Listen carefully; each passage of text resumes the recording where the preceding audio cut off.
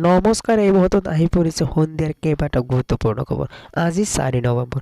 দেশৰ লগতে ৰাজ্যৰ কেইবাটাও গুৰুত্বপূৰ্ণ খবৰ যুগুত হৈছে। এনেধৰণৰ ভিডিঅ' নিতৌ চাবলৈ চেনেলটো ছাবস্ক্ৰাইব কৰি ভিডিঅ'ত এটা লাইক দিব। এই মুহূৰ্তত আহি পৰিছে এটা ডাঙৰ খবৰ। ৰিপাব্লিক টিভিয়ে জনতাক বিপদে পৰিচালিত কৰাৰ অভিযোগ। ৰিপাব্লিক টিভিৰ মুখ্য সম্পাদক অৰ্ণৱ গোস্বামীলৈ দিল্লীৰ আদালতত চমন। দৰঙৰ গড়গতি কাণ্ডক লৈ PFI জড়িত বুলি বাতৰি সম্প্ৰচাৰ কৰিছিল ৰিপাব্লিক টিভিয়ে। PFI ৰিপাব্লিক টিভিৰ বিৰুদ্ধে কৰিছিল মানহানি গোচৰ।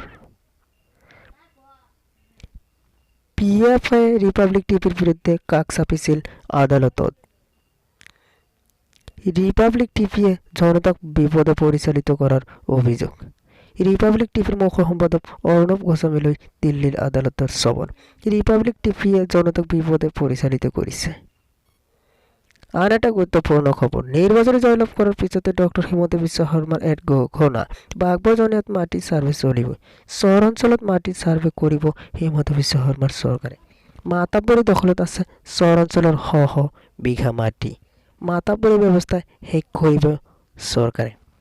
আদা খেতিৰ বাবে লামডিঙত বনাঞ্চলত অনা হৈছে একাংশ লোকক। এই লোকসকলক নিজ নিজ অঞ্চললৈ উভতি যাবলৈ চৰকাৰে আহ্বান জনাইছে।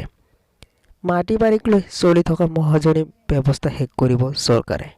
বেচেমাৰীত পথ দুৰ্ঘটনা, নিহত 5জনকৈ ইউটিউবাৰ। ইউটিউব চেনেলত শ্বুটিং কৰিবলৈ গৈছিল। আহত 3জন সংকটজনক অৱস্থাত চিকিৎসালয়ত ভৰ্তি। দুৰ্ঘটনাত নিহত হোৱা মঞ্জু আৰু ছানিয়া মাতৃ কন্যা। মুখ্যমন্ত্ৰীৰ কাৰ্যালয়ৰ পৰা টুইটযোগে শোক প্ৰকাশ। নিহত পৰিয়াললৈ সমবেদনা মুখ্যমন্ত্ৰী হিমন্ত বিশ্ব শৰ্মাৰ। আহত 3জন ব্যক্তিক আশু আৰোগ্য কামনা। ইউটিউব চেনেলত শ্বুটিঙলৈ গৈছিল মঞ্জু বেগম, ছানিয়া আক্তাৰ, ফৰিদুল ইছলাম। ৰোহতাত শ্বুটিং কৰিবলৈ যাওঁতে ট্ৰাকৰ সৈতে মুখামুখি সংঘৰ্ষত। শ্বুটিঙৰ বাবে গৈছিল 8জনকৈ লোক ছুইফ্ট গাড়ী।